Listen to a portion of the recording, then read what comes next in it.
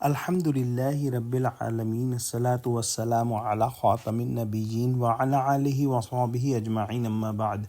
فأعوذ بالله من الشيطان الرجيم بسم الله الرحمن الرحيم قال الله تعالى في سورة هود وأوحي إلى نوح أنه لن يؤمن من قومك إلا من قد آمن فلا تبتئس بما كانوا يفعلون. Translation. And it was revealed to Nuh that no more of your people will believe except who have already believed. So do not be grieved nor distressed by the evil deeds they are doing. In the next ayah, Allah subhanahu wa ta'ala says, واصنع الفلك بأعيننا ووحينا ولا تخاطبني في الذين ظلموا إنهم مغرقون. Translation. And start building an ark ship under our eyes and our inspiration, and do not speak to me about those who are wrongdoers. Indeed, they are to be drowned.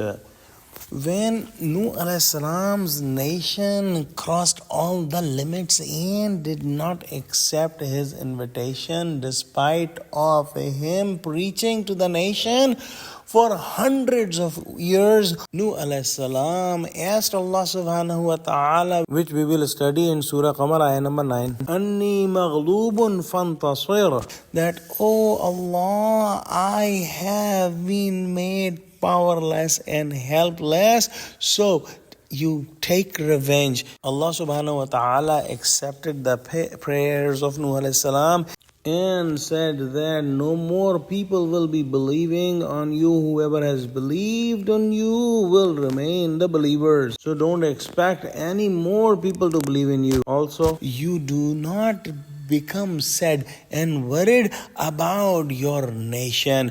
They will be seeing a very severe storm and they will all be drowned in the water and they will all be completely destroyed. Allah subhanahu wa ta'ala ordered Nuh alayhi salam to make an ark ship in front of him, meaning under his protection and under his supervision and under his guidance that are given to him. And these instructions and details were given to him in Wahi revelation, because a severe storm is coming and all these disbelievers will be completely destroyed and drowned in that storm. This decision has been finalized and you should not be asking us about anyone from the disbelievers, because they will not be saved.